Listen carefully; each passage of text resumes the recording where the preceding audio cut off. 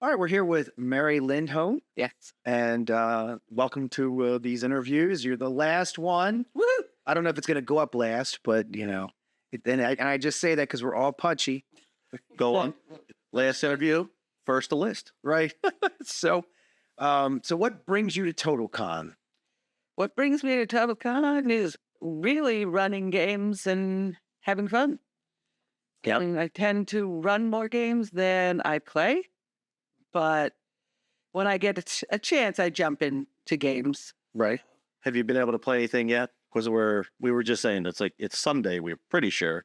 So, have you been able to play anything yet, or are we looking forward to something like today or tonight?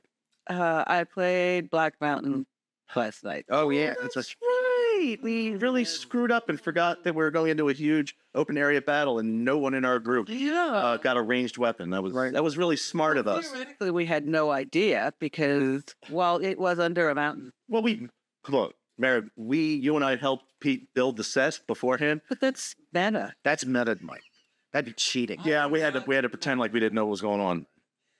But I mean, like any other game, other than just like an inside game. Did you get a chance? I have not. Yeah, I didn't get to play anything that year.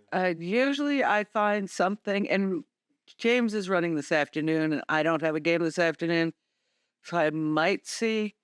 But TotalCon has been so popular and so great for everyone that games fill up so fast. Yeah, So like, if you don't sign up in the first few, you just kind of got to wander around and see what's open. And for anyone who doesn't know, Mary and James Carpio are bonded by marriage. So, what is it like playing with your husband? What is it like playing either DMing your husband or having your husband DM you? Is it you guys have any problems with that, or are there any? Does it matter on what's going on the outside versus how things go on the inside of a game?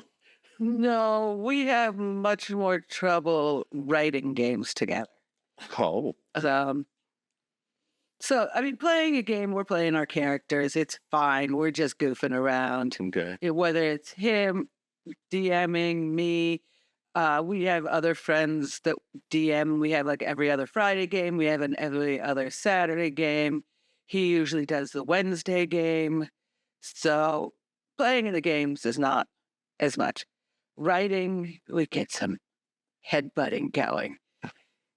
He's the rules guy. Right, And I'm the fluff guy.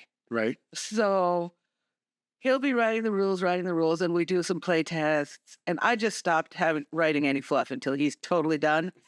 Because I go in, I had all these spells written for Witchlight. Not that that's like fluff, but like he'll put the rules around it, and then I start writing up. And I had all these different ways I was writing it. Like they all had a theme, and all names of spells are only one word, and I just was really into it. And Yeah. then he goes and changes how spells are done. I'm like, We're not doing that anymore. So, I like that. So again, it's funny, as a game designer, I was just talking with Eric in our previous interview. Mhm. He did something with his system that I didn't know about. It was independent. Create a lot of times two people will create the same thing. So like you like spells with one name. Yep. I do too. Like whenever I create something, spells or skills or whatever, I try my damnedest to stick to one word. I don't know why. I like that from a creative standpoint. I think it's simple. It looks clean. Mhm. And I just find it kind of fun making a progression of single words Right. that convey a feeling. So like I'd done a fire elemental spell list, Right, and it just was fun for me. right. You start with maybe a little ember that could turn into spark and Oh, Inferno. right, Right. Yeah. hell. And I love words. I loved words so much that it's always fun to I might spend 2-3 hours trying to find the right word to convey the thing I'm trying to do because I was like, this needs to be a cool word, Right. but not like so obscure that if people would be like, what? And I've never even heard that word, and they may never have, but again, it can't be so weird and obscure that it'll take people out of the setting. Yep. Like what I'll do is maybe I'm driving around in my car and all of a sudden some word comes to me. I'm like, Ooh, now that's a cool word. So Witchlight, which is what we're working on now, is a very moody setting. Right. It's got a definite sort of dark, gritty feel. So I might be driving along the car. I could be listening to the news, and the newscaster says some word that conveys something. I'm like, I got to make a spell, or I got to get that into what I'm doing. So I bought a dictionary a number of years ago, and it was like 2,500 of the most obscure words, and oh, that's cool. just flip through it and try and find all these. Like a lot of the words are like just basically archaic. Like it was a word they used in 1800, and they just don't use it anymore, Right. Or something like that, or just some odd. I'd recommend a book we had when I was in linguistics training, and it was 1,000 words you don't know. Yeah, that's cool. That's a good one too. I think I might know. Did you not know 1,000 of them? I knew significantly more than I thought I didn't know. Yeah, I don't know words so good.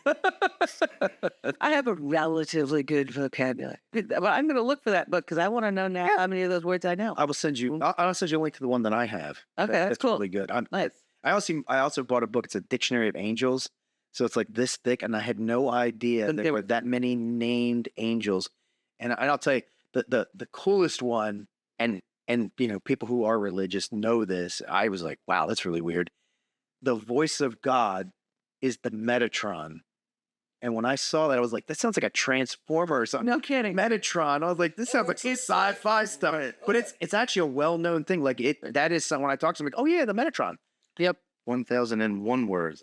Or, it sounds like some club thing, the Metatronics rock. Oh, yeah, we're doing the Metatronics. But apparently, he needs that because if a human hears the word of God, it would destroy you because it's so powerful. Yeah, so it's kind of... It was even in Dogma, I think, the Metatron made. Yeah, I believe it was. Yeah. But can God make a rock that even he can't? Never stop it. Sorry.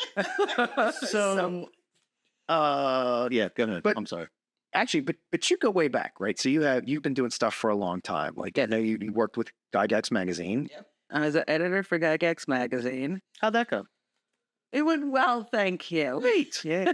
No issues there, right? Yeah, there were like what, 6, 7 issues? Right. No, there were six. Six issues. Right. Yeah. Oh, yeah. Right. There were 6 there. But that. No, I mean, for the most part, most authors who submitted something were receptive to edits. Most of the time it's a magazine, right? We've got a fixed amount of space to put in an article. You're getting submissions. You're getting way more submissions than you have room in a magazine. Well, or maybe an article is great, Mm-hmm. but we don't have the space for the whole article. Mm-hmm. So unfortunately, maybe there's a paragraph that sounds cool, but it doesn't further the article. It doesn't bring anything new. So to get it to fit into a space, that paragraph's got to go. In my new job now, I've learned that the least popular person is like the copy editor. Yeah. So. Yep. So Thank you for your service. What I've been doing is copy editing. I came to editing through college where I edited a literary magazine that was mostly poetry. Okay. So that was my start of doing that. And I mean, it gave me good training for now. I do some editing for Solarian. I've worked on Top Secret. I do editing for James's Witchlight. Witchlight, well, that one I'm not so much editing. Yeah, you're right. Right. And of course, you probably should have an external editor because you were writing it, right? It's really, really hard to edit your own stuff. Oh. I do creative writing, fictional writing, and editing my own stuff because I don't have particularly an editor for that.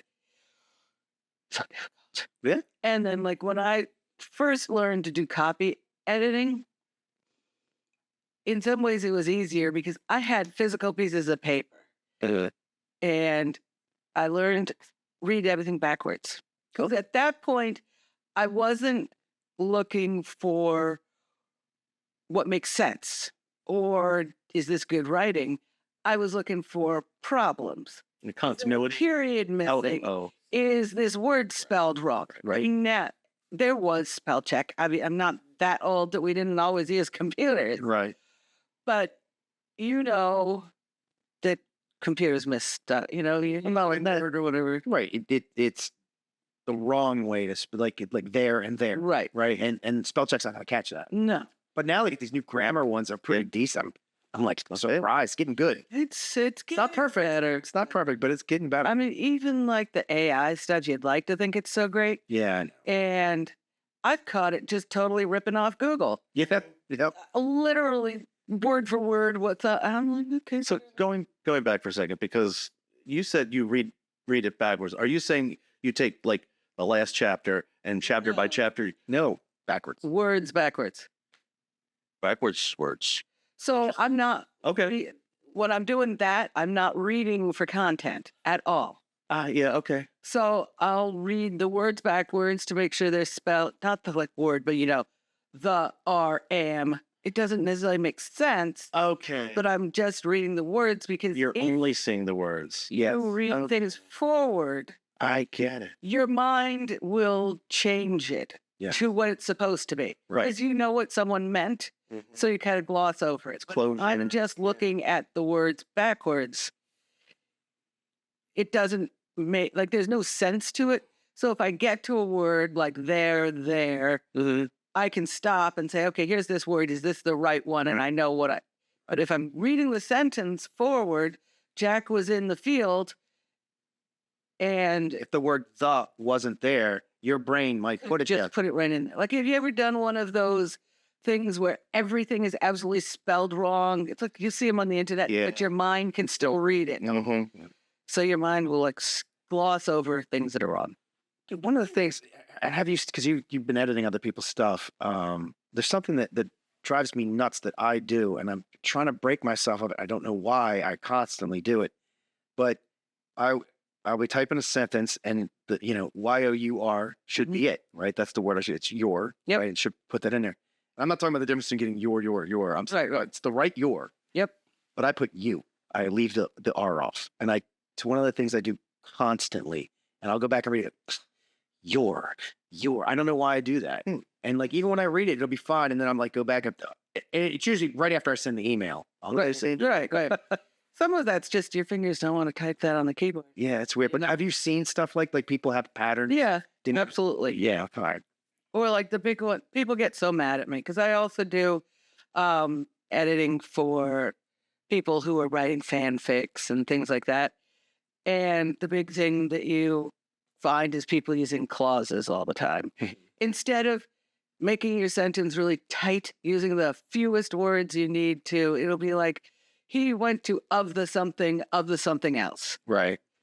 James used to do that all the time. Mm-hmm. And fortunately, threw a little ruler to the hand, little red pen. He's gotten a lot tighter over the years with his writing. Right. But unfortunately, when you're editing that way,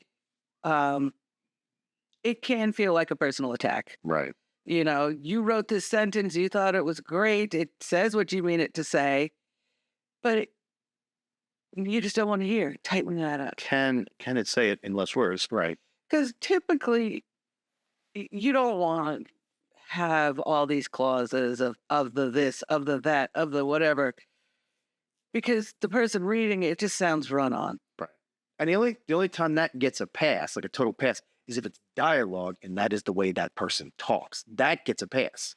Right, but you got to then think, is there a reason? Right. I'm just saying, if that is that character, or if you're somebody who's very verbose and they use a lot of words, and then you could even mention it in the thing. It's like, Right. It's like, man, you talk a lot. Right. I mean, you can make reasons for it. Right. And maybe if you were trying to speak in some serious voice. Sure. If you're But- George R. R. Martin, yeah, or Tolkien. But there's a difference between using a lot of words and being overly descriptive. Sure. But if you're doing that with tight, active sentences, other things that I run into a lot with editing, people are using the to be verb. Mm-hmm. You want to use all action verbs, It's hard unless you're doing a lot of writing and practicing with it, it's really hard to not use to be verbs. Because you know, if you're a writer and you're creative, you know, people only have so many skills. You know, it's like if you're a writer and you're creative and you're writing a creative piece, it doesn't mean you technically understand English on that level. Like your job is to create cool stuff, and then you give it to your editor, and your editor makes you, you know, technically correct.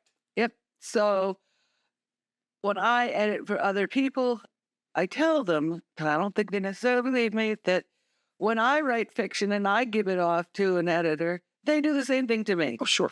And I don't care who you are, there's going to be edits. You know what I mean? Someone's going to say, oh, you know, you could have explained this a little better. Mhm. So, for example, this weekend we were running Witchlight beta, and James had printed off the rules. So we each had a copy. And as I was reading over them, prepping, I kept going, what does this mean? What are you talking about? Could you explain this a little more? Yeah. So even though he is very experienced in writing game systems, Mhm. he still needs, yeah, when you're writing, you know what you mean, right? You're in there, but that doesn't mean the person reading it necessarily knows what's going on. Absolutely. Can't let that many people in your head. Try not to. There's already now like Yeah. a bunch of it in there. But I also know that you've been developing some D&D modules, Yep. some 5e modules. I've been writing some 5e modules. They're pretty much done. They're just sort of sitting on the shelf, hanging out. We should Doing their thing. get those done. We should get those. Yeah. You know. I know. But I've also recently, I mean, more for myself, been writing goofier modules. Uh-huh. Like every year at TotalCon, I've been running something goofier that goes with whether it's the Solarian theme Sure. or the TotalCon theme. Like, you know, I've done Gem and the Holograms for like 3 years in a row. I didn't do it this year. I did D&D cartoon. Yeah. I ripped off a cartoon. I mean, it doesn't end up the same because nobody runs the actual cartoon, Right. but that's where I get the base from. Like we did the Saturday morning cartoon one. Yeah, we did Saturday morning cartoons. This one, I did the band Ghost Mhm. and the Crow. So, and I've run lots of different systems. I've used Savage Worlds, older D&Ds. Now, pretty much everything, you can stick it on 5e. I know Eric was like, try to rawr. But yeah. But I'm one of those people who knows it backwards and forwards, so it's easy for me to throw anything on top of it. And not only that, but most people, like the They- vast majority of gamers, if you're going to say what is the most common system that people already use, Right now. I mean, TotalCon is pretty cool because it's not like any age. You got older people, young. I mean, I saw a tiny baby, but I don't think they're playing. right? But, you know, I've seen kids like 5 playing games all the way up to, I don't even know how old someone is. Maybe 80. Maybe Like yeah, easily. yeah. So it's pretty cool. And you definitely have an old school contingency here. You have newer game contingency. I've noticed that there's been, like, in the past 2-3 years, there's really been an influx in younger players coming to this convention, which is really good because it was like, what's going to happen when all these people here aren't able to make it anymore? Right. Right. So it's good.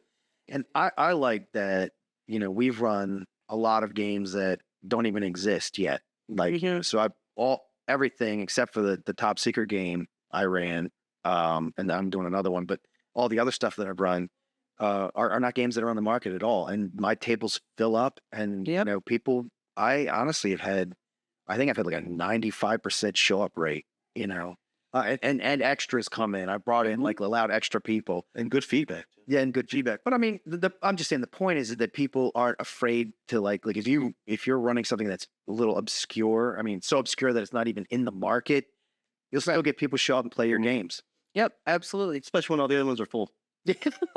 No, well, maybe it's because we've been doing this every year. No, Yeah. yeah. I think all mine were sold out in the first 2 weeks. Now that's good. Yeah. And even our experimental, top secret escape LARP. Yes, it was full. Full. Yeah, And other people popping by like, yeah, maybe this sounds like a cool idea. yeah, I will say that was a huge challenge for me writing that, yeah.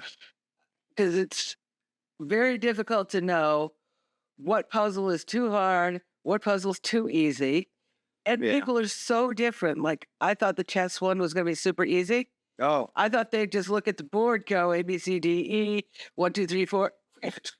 yeah, But some people, they were just stumped by it, yeah. baffled. I don't know chess. Very into. But we were letting people use it. They could use that stuff. Could use their phones. But that was fine. You know, so different things stumped different people. And that was cool. And I think it went off really well. The biggest challenge of the whole thing, because usually if you go to a business that runs escape games, right, you just start team A, you're in a room, you do it in the room to get out of the room. Right. But we were using all the common areas of the convention, and all the teams were going off at the same time. So they had to start with clues for different areas. Yeah, I had. It's funny. I had 3 teams lined up. At the first team came, and then they left, and I think that was their first stop. So that made sense. And then the second team. Now I think the reason why I got backed up was because I purposely put myself in a hidden, like I was on the other side of the bar next to the column, because I figured there wouldn't be a lot of people sitting around me, so it would stay that way. But also, I wanted to make it a little hard for them to find me a little bit. So I think the first team didn't find me right away, and then it like backed up. So like the second team came up, and then as soon while they were there, another team showed up, and before they left, like right before they left, the third team showed up. So we had to cycle them in and out. But they got that one that one was actually pretty well. That was done. Took them a few minutes, but they got it. Yeah. I think the other challenge that I at least didn't take into enough account, and I don't know how we could have changed it. But at the end, some teams told me that even though they didn't have a clue, they saw a top secret agent and were like, oh, we'll just go over there because there's a top secret agent there. So it wasn't like the clues led them. And all my job was make sure that those envelopes didn't get handled by anyone else not involved. And then they'd come up to me, so hi, how are you? And I'm like, I'm good. And I was like, they started asking me questions. They were like, we don't know what's going on. I was like, look, I have one job here. I'm like actually like just making sure. And then I was like, I'm just making sure that the things that you're looking for that I can't tell you where they are, you know what I mean? So I didn't like telescope where it was. I was like, there's things over there that I'm making sure. Hey. But yeah. But at the same time, if we weren't easy to find, if they didn't know who they were looking for, they could have been wandering around forever. Yeah. So what do you do, right? Right. Yeah. And I think it was useful having people around. it did end before I thought it would. Right. But I think that's because people were smarter than. Right. And some of them just not actually following a clue, just seeing the person go. And it's hard because what we need to do is try and make like non-linear, so that if it doesn't matter if they start at the last, middle, or whatever clue they can get to one, and one could potentially send them in any other direction. But that's really, I don't know if that's even possible. So Witchlight Yes, is coming. it is coming. What is it? It is chaos. No, it is a tarot card based system. We do use dice. They're not your regular D6, 8, 10, 12, 20. They are called chaos dice, where it has, if you're still on the light side of chaos, it has pentacles, which are successes, but it also has a chaos on each dice. They are six-sided, but you roll them. Any dice has a chance of giving you chaos. When you have chaos, it's sort of pulling you down to the dark side. More on the wild magic side, the side of bad things happening. Okay. So And then to cast spells, you need to use a tarot deck. You need major arcana. We use the suits to supplement what you're doing. So And you're playing witches, you are playing witches. and you're trying to help the world. So the idea is the veil between the chaos realm and our realm has been stretching thin for years and years. And there seems to be a tear. Okay. Chaos is spilling into our world, but not everyone can see it. Everyone's getting affected by it, but not everyone can see the chaos. So my little conceit for the game that I ran yesterday was I started talking about how in 2019 in Wuhan, China, Oh boy. there was this mysterious illness that started and then it spread across the world, So that was my chaos running across the world. We couldn't see it as chaos per se, Right. this evil force, but that is something that leached out. And so as witches, you are attempting to stop chaos from entering the world and closing down that barrier where demons and malevolence are seeping into our existence. Cool. That's very cool. Sounds good. I was hoping to get into a game, but your tables were always full. Oh, It's because we're cool. Right. That's two cool kids. Yeah, well, no. So, and then I always like to dress up a little bit for my You do. games. So I did for my crow game, my gender bent Eric Draven. That looked a little weird, but whatever. It was fun. And then for my first game, I pretended to be like a nameless ghoul from Ghost and, did my face up and everything. So, What's it like having a full table of people who show up, but also don't know what the crow is, but yet they liked it, and yet they didn't come for the crow? it's fine because your job, I don't care what game it is, Right. whether it's the Crow, whether it's the Dungeons and Dragons, it's to set the scene. It's to make the mood. So I was there to make a dark, dismal, rainy crow. You guys are basically, you're the reborn, you're revenants essentially. So that was my job to. And they all walked away liking it. You know, like a youngster at the table. They were, I mean, what, I don't know, 10, 12 or so. 12 something. Yeah, I know what the crow but was. yeah. And then he came over and he asked for the Raven game. Right. So we're like, yeah, you're in the right place. Wrong bird, right place. They look the same, just Yeah. slightly different sizes, right? Go over to Mike. He likes the Ravens. It's right.